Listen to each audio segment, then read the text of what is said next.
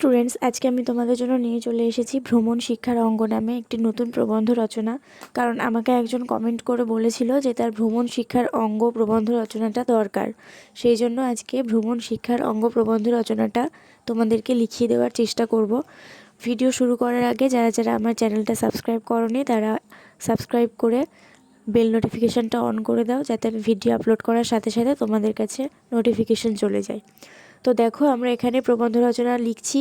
সর্বপ্রথম আমি যেটা করে থাকি, আমাদের ভূমিকা লেখার আগে সবসময় আমি একটা কবিতার কোটেশন ইউজ করে থাকি। তো এখানে দেখো, আমাদের বিশ্বকবি রবীন্দ্রনাথ ঠাকুরের ভ্রমণ সংক্রান্ত একটা কবিতার 3টে লাইন আমি এখানে কোটেশন হিসেবে ইউজ করেছি। তারপরে আমাদের ভূমিকা লেখা শুরু করেছি। আমাদের যে ভূমিকা লেখা হবে সেটা কিন্তু ছাপোষা একদম বাংলা ভাষায় ভূমিকাটা লিখতে হবে, কোনো কঠিন ভাষা যেন না থাকে সেদিকে কিন্তু লক্ষ্য রাখতে হবে। কঠিন ভাষা হয়ে গেলে কিন্তু ভূমিকাটা ঠিক মানায় না। ভূমিকাতে সবসময় নিজের অন্তরের ছাপোষা একটু সহজ সরল ভাষাতে লিখতে হয় প্রবন্ধের, তাহলে সেটা সবথেকে সুন্দর লাগে, সবার থেকে ইউনিক হয় ব্যাপারটা। তো ভূমিকাতে আমরা কীরকম লিখতে পারি দেখো, ঘর আর পথ এ নিয়েই মানুষের জীবন, তাই ঘরে থাকতে থাকতে মানুষের মন হাঁপিয়ে উঠলে সে পথে নামতে চায়। পৃথিবীর প্রথম মানুষও ছিল পথিক, যাযাবর মানুষ, অর্থাৎ জন্মসূত্রেই এই পৃথিবীর মানুষ সুদূরের পিয়াসী। চেনা জগতের গণ্ডি ছাড়িয়ে অচেনা অজানা জগতের রহস্য জানার আকাঙ্ক্ষা তার চিরকালের। সেই অজানাকে জানার দুর্নিবার আকর্ষণেই আমরা রুদ্ধ দুয়ার খুলে বেরিয়ে পড়ি।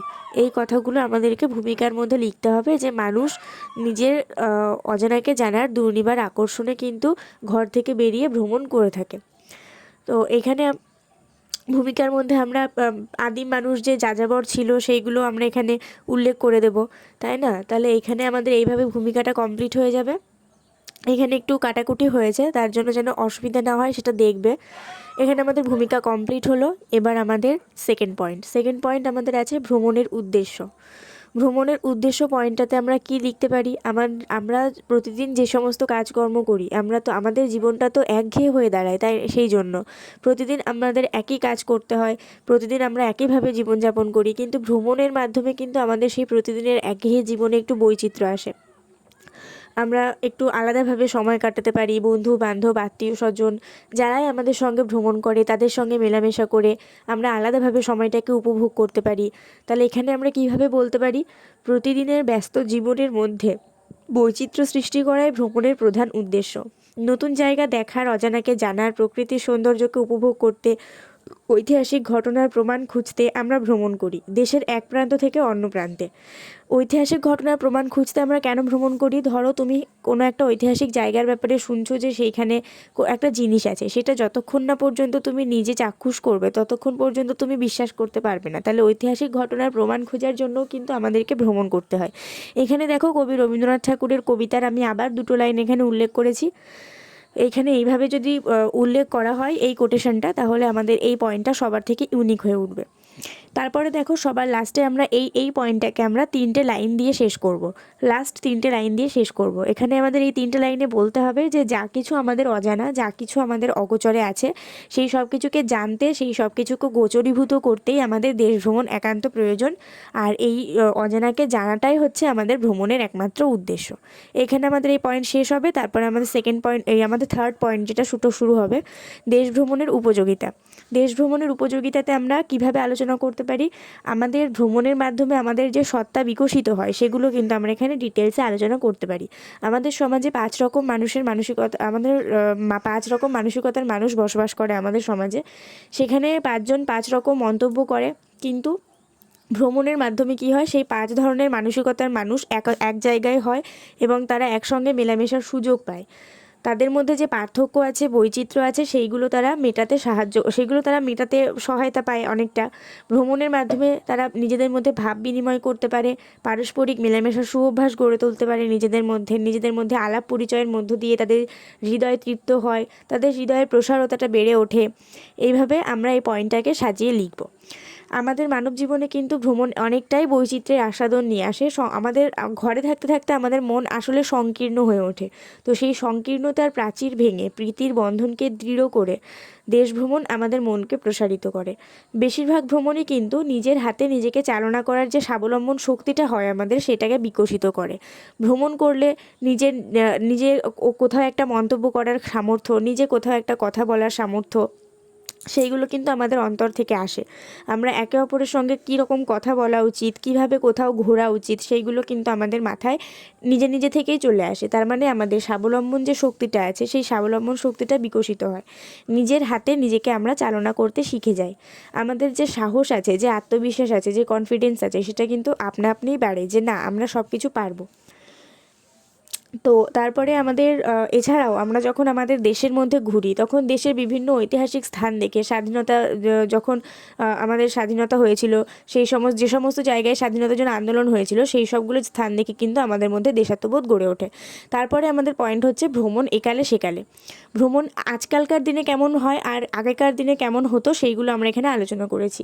ফা হিয়েন, ইবন বতুতা, হিভেন সাং, কলম্বাস, ভাস্কো দা গামা, তারা ভ্রমণ করতে করতে আমাদের ভারতবর্ষের সংবাদ সুদূর প্রাচ্য থেকে পাশ্চাত্যের দেশগুলোতে পৌঁছে দিয়েছে। আগেকার দিনে তাদের ভ্রমণের পদে পদে বিপদ ছিল, আতঙ্ক ছিল, সমস্যা ছিল, কিন্তু এখনকার ভ্রমণে কিন্তু আর সেই সমস্ত কিছু নেই। আমাদের এখনকার ভ্রমণে কিন্তু অ্যাডভেঞ্চার জিনিসটা অনেকটাই কমে গেছে, কিন্তু যারা অ্যাডভেঞ্চারমূলক ভ্রমণে যায় তাদের সেগুলো বজায় থাকে, কিন্তু আমরা সাধারণত স্কুল এক্সকারশনে যাই, তো সেখানে এসব থাকে না, তাই না? তো সেই জন্য আমাদের পথ চলার অ্যাডভেঞ্চার অনেকটাই কমে গেছে। এখানে আমাদের এই পয়েন্ট শেষ হওয়ার পরে আমাদের তারপরের পয়েন্ট শুরু হচ্ছে ভ্রমণে মুক্তি। ভ্রমণে অবশ্যই আমরা মুক্তি লাভ করে থাকি, আমাদের হৃদয় উন্মুক্ত হয়। আর আমাদের যে গণ্ডিবদ্ধ জীবনটা, সেই গণ্ডিবদ্ধ জীবন আমাদের মনের বিস্তারকে কিন্তু খণ্ডিত করে, আমাদের মনকে ঠিকঠাক বিস্তারিত হতে দেয় না। প্রতিদিন বিভিন্ন কুসংস্কার আছে ঘরে থাকতে থাকতে, যেগুলো আমাদের মনে বেশি করে জেঁকে ধরে।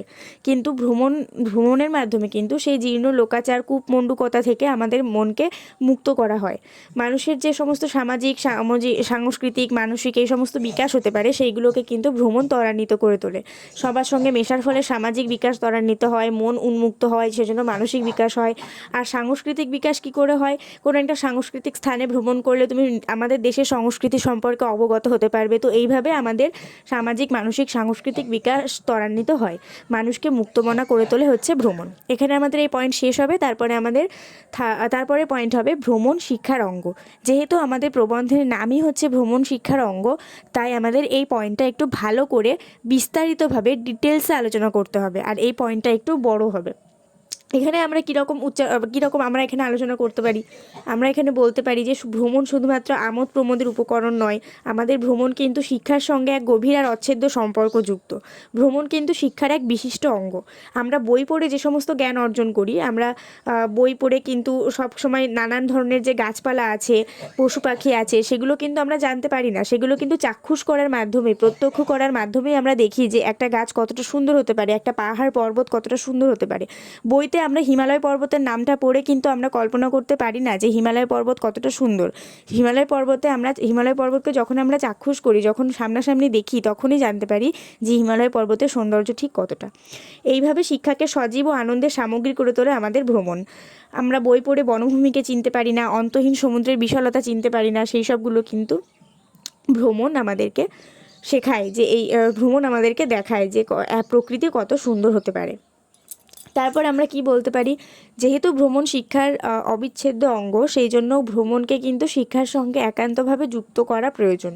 যে সমস্ত সরকারি ও বেসরকারি প্রতিষ্ঠান আছে, সেখান থেকে দেখবে স্কুল এক্সকারশনে নিয়ে যাওয়া হয়। একটাই উদ্দেশ্য, যে শিক্ষার সঙ্গে ভ্রমণের একটা অচ্ছেদ্য সম্পর্ক আছে, সেই জন্য ভ্রমণের মাধ্যমে স্টুডেন্টদেরকে নতুন কিছু শেখানোর চেষ্টা করা হয়। তো আমাদের যে সমস্ত বিদ্যার্থী আছে, শিক্ষার্থী আছে, সরকারি হোক আর বেসরকারি হোক, সেখানে দেশ ভ্রমণের ব্যবস্থা করা কিন্তু বিশেষ প্রয়োজন। আমরা বদ্ধ ঘরের কোণে থাকতে থাকতে এবং একই রকমের কাজ করতে করতে আমরা কিন্তু একঘেয়েমিতে চলে আসি। প্রতিদিন একই কাজ করতে করতে জীবনটা বৈচিত্র্যহীন হয়ে পড়ে। তো তখন কোনো কাজেই মন লাগতে চায় না, মন হাঁপিয়ে ওঠে। তখন কিন্তু মনটাও চায় যে একটু বাইরে যাই, একটু সবার সঙ্গে মিশি, খোলামেলাতে যাই। সেই জন্য তখন বন্ধ ঘরের দুয়ার ঠেলে মানুষ মুক্তির আনন্দে বেরিয়ে পড়ে। কারণ একটা সংস্কৃতে একটা মন্ত্র আছে চড়ইবেতি, চড়ইবেতি কথার মানে হচ্ছে এগিয়ে চলো। তো সেই চড়ইবতী মন্ত্রে এগিয়ে চলাটাই হচ্ছে জীবন, থেমে থাকাটা কিন্তু জীবন নয়। জীবন আর নদী যদি থেমে থাকে তাহলে সেটা মানায় না, এটা আমরা সবাই জানি। তাহলে চড়ইবতী মন্ত্রে এগিয়ে চলাই হচ্ছে জীবন। ভ্রমণের মাধ্যমেই কিন্তু শিক্ষা পূর্ণতা পেয়ে থাকে। আর এইকালে আমাদের আজকালকার যুগের যে শিক্ষাবিদরা আছেন তারা কিন্তু সবাই মনে করেন যে ভ্রমণের মাধ্যমে শিক্ষা পূর্ণতা পায়, ভ্রমণ ছাড়া কিন্তু শিক্ষা অসম্পূর্ণ। আর যেহেতু এইকালে শিক্ষাবিদরা সেরকমটা মনে করেন, তাই এইকালে বিশেষজ্ঞদের মতামতকে গুরুত্ব দিয়ে বিদ্যালয়, কলেজ, বিশ্ববিদ্যালয়, যে সমস্ত শিক্ষা প্রতিষ্ঠানগুলো আছে সেখান থেকে কিন্তু একটা শিক্ষামূলক ভ্রমণের ব্যবস্থা করা হয়ে থাকে, যেটা আমি এতক্ষণ ধরে বলছিলাম যে স্কুল এক্সকারশনে নিয়ে যাওয়া হয়।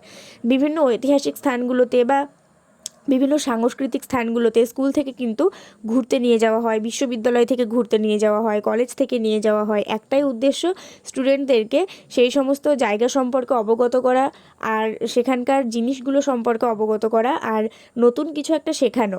ভ্রমণে নিয়ে গিয়ে তাদেরকে নতুন কিছু একটা শেখানোটাই হচ্ছে এক্সকারশনের উদ্দেশ্য। তাই শিক্ষার অঙ্গ হিসেবে এমন যুগে যুগে শিক্ষার অঙ্গ হিসেবে কিন্তু ভ্রমণ যুগে যুগে এমনভাবেই স্বীকৃত। এমনকি অনেক ক্ষেত্রে সরকারও কিন্তু এই ভ্রমণগুলোর জন্য অনুদান দিয়ে থাকে। সরকারও কিন্তু সরকারি বেসরকারি প্রতিষ্ঠানগুলোতে ভ্রমণ করানোর জন্য অনুদান দেয়। তো এইখানে আমাদের এই সমস্ত পয়েন্ট দিয়ে আমাদের এই পয়েন্ট শেষ হবে। তারপরের পয়েন্ট হচ্ছে ভ্রমণ, জাতীয় সংহতি ও সৌভ্রাতৃত্ববোধ। ভ্রমণের মাধ্যমে আমাদের মধ্যে কিভাবে সৌভ্রাতৃত্ববোধ গড়ে উঠতে পারে সেটা আমরা এখানে ডিটেলসে আলোচনা করে নেব। বর্তমানে দেশ ভ্রমণ শিক্ষার একটা অপরিহার্য অঙ্গরূপে স্বীকৃত।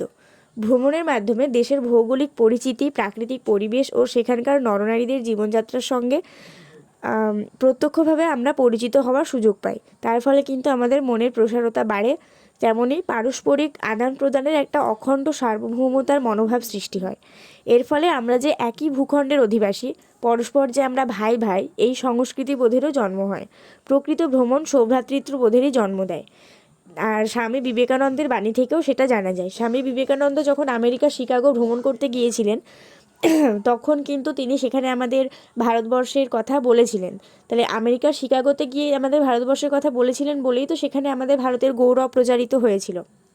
আবার যখন তিনি হিমালয় থেকে কন্যাকুমারিকা ভ্রমণ করছিলেন তখন তিনি ফিরে এসে কবিতাটা বাণীটা বলেছিলেন যে সমগ্র ভারতবাসী আমার ভাই।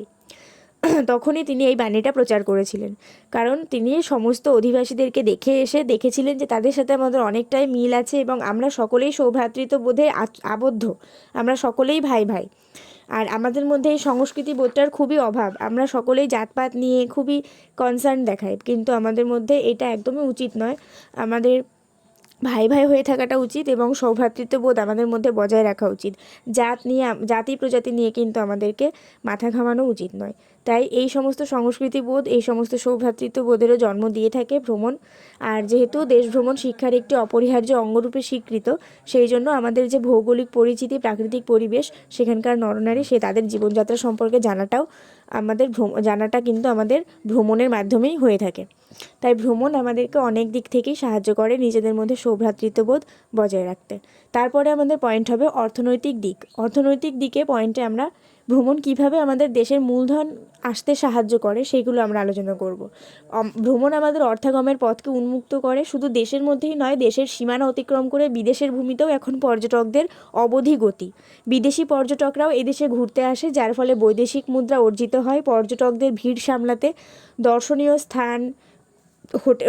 স্থানগুলিতে হোটেল শিল্পের শ্রীবৃদ্ধি ঘটেছে। দেখবে অনেক হোটেল থাকে, কোথাও একটা ঘুরতে গেলে দেখবে সেখানে অনেক হোটেল থাকে, কারণ তাদের খাওয়া দাওয়ার একটা প্রয়োজন থাকে। তাহলে সেই খাওয়া দাওয়ার জন্য তো হোটেল দরকার, সেই জন্য হোটেল শিল্পের কিন্তু অনেক শ্রীবৃদ্ধি ঘটছে। আর খাওয়া দাওয়া থেকে সেই আঞ্চলিক বিখ্যাত শিল্পগত জিনিসের কেনাকাটার মধ্য দিয়ে দেশের অর্থনৈতিক ব্যবস্থা উন্নত হচ্ছে। সেখানে খাওয়া দাওয়া হচ্ছে, বা ধরো কোনো একটা নতুন একটা জিনিস কিনবে, ধরো যদি আমরা পুরী দীঘাতেই যাই, সেখানে দেখবো ওই জায়গায় ওই অঞ্চল সংক্রান্ত অনেক জিনিস ওখানে পাওয়া যায়, সেগুলো কিন্তু আমরা কিনে নিয়ে আসি আমাদের ঘর সাজিয়ে রাখতে। যেরকম দীঘা গেলে ঝিনুকের, মুক্তোর অনেক জিনিস আমরা খুঁজে পাই, সেগুলো তো আমরা ওখান থেকে কিনে নিয়ে আসি। তাহলে ওই শিল্পগুলোর যে বৃদ্ধি ঘটছে সেগুলো তো ভ্রমণের মাধ্যমেই ঘটছে। শিল্পগত জিনিসের যে কেনাকাটা চলছে সেগুলো তো, তার জন্য তো দেশের অর্থনৈতিক ব্যবস্থা উন্নত হচ্ছে। তারপরে আমাদের লাস্ট পয়েন্ট হবে উপসংহার। উপসংহারে আমরা কীরকম বলবো, ছাপোষা বাংলা ভাষা, সহজ সরল ভাষা দিয়ে আমরা উপসংহার শেষ করব। আমরা এখানে লিখব, ভ্রমণেই আনন্দ, ভ্রমণেই মুক্তি। বিদ্যালয় মহাবিদ্যালয়ে ভূগোল ইতিহাস পড়ে আমরা পুঁথিগত কিছু বিদ্যা আয়ত্ত করি, কিন্তু সেই জ্ঞান পরিপূর্ণ নয়, কারণ এই ভূখণ্ডকে জানবার জন্য প্রয়োজন দেশ ভ্রমণের। ইতিহাস ও ভূগোলের বাইরে উন্মুক্ত খোলা আকাশের নিচে জীবন্ত দেশটি দেখে আমরা যে শিক্ষা অর্জন করি সেই শিক্ষাই প্রকৃত শিক্ষা। তাই পরিশেষে বলতেই হয় যে প্রকৃত শিক্ষার এক অবিচ্ছেদ্য অঙ্গ হলো ভ্রমণ। এই বলে আমরা উপসংহারটা শেষ করব, যে আমরা যে বই পড়ে যে জ্ঞানটা অর্জন করি সেই জ্ঞানটাই প্রকৃত জ্ঞান নয়। বই পড়ে আমরা অবশ্যই জ্ঞান অর্জন করি, কিন্তু সেই জ্ঞানটা তখনই সার্থক হয়ে ওঠে, তখনই পরিপূর্ণ হয়ে ওঠে যখন আমরা সেই বইতে পড়া জিনিসটা আমরা নিজের চোখে চাক্ষুষ করি, নিজের চোখে প্রত্যক্ষ করি। ভ্রমণ কিন্তু কখনোই শিক্ষা কিন্তু কখনোই ভ্রমণকে ছাড়া পরিপূর্ণ হয়ে উঠতে পারে না। শিক্ষা আর ভ্রমণের মধ্যে অবশ্যই একটা লিঙ্ক আছে। সেই জন্য আমাদের উপসংহার এটা হলো। আমাদের রচনাটা শেষ হয়ে গেছে। যদি সবার ভালো লেগে থাকে তাহলে অবশ্যই একটা করে লাইক করে দেবে, আর বন্ধুদের সঙ্গে অনেক শেয়ার করে দেবে। পরের ভিডিওতে ফিরে আসবো। ততক্ষণ সবাই সুস্থ থাকবে।